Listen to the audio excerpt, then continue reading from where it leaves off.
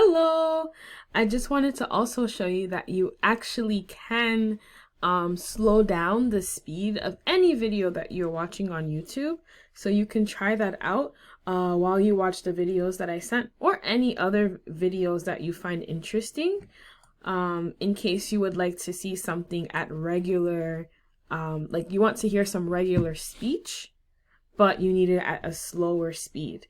And you can do that by clicking here. When you open YouTube, you see this little wrench. It says settings.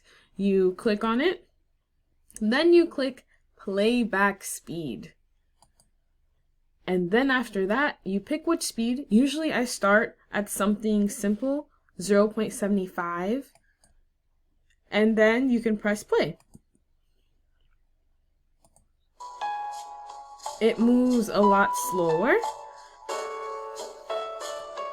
It moves slower, and that way you can catch what is going on. So I highly recommend as a way to check, as a way to hear it at a slower speed. Again, you click settings, playback speed, choose 0.75 first. If that is still too fast, you can do 0.5, but it starts to change the sound. So I usually do 0.75.